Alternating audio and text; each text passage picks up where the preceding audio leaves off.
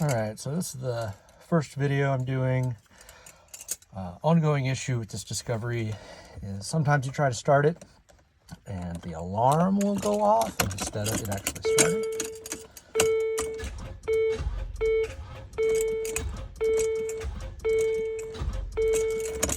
So clearly we have a weak battery. Let's see if we can jump it. All right, we have our little Rover battery jumper. These things are fantastic. You can see it's already reading, it's reading 14 volts. I feel it clicking. It's clicking, running down to 10. So we get this thing started. All right. Grab the keys and turn it over. There we go. As you can see, we have the flashing M&S. Put this into drive. Flashing drive. This is also what's known as Limp mode. So it will only drive in third gear. It will get you home, but not at fast speeds. Let's see if we can try to diagnose what's going on. It's pretty simple since you know I've had to jump it, but let's take a look at it. So using the ultra gauge, I was able to clear the codes. Likely what these codes are a lack of voltage. As you can tell, the battery in this Rover is very weak. I don't even know how old it is. I'll have to update when I post this video. It was in here when I bought it. This is an 04. My understanding it was a farm vehicle for a while. It's an old battery and it is not holding charge. If we don't run it every day, we're usually having to jump it. And eventually the voltage reading on that battery was down around 10 volts if it's set for a day or two.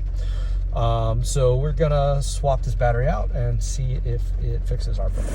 All right, one good way to check to see if our alternator is getting enough power is we should be able to pull this ground off of the engine.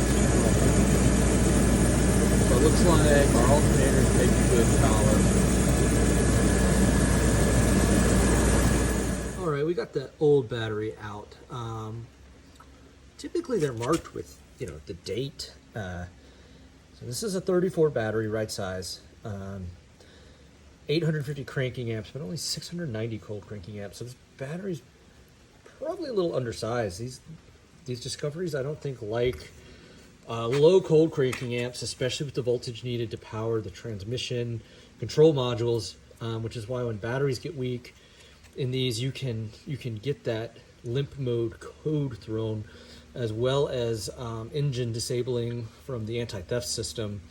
So hopefully, knowing our battery was weak, that this helps solve our problem. Our new battery we're gonna put in here, size 34, 800 cold crank amps, 1000 cranking amps, 110 minute life when it's drawing amperage. Just bought here.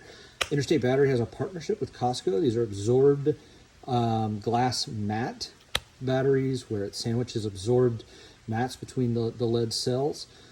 Supposed to be better, similar to the Optima batteries that are rolled glass mats that are more compact.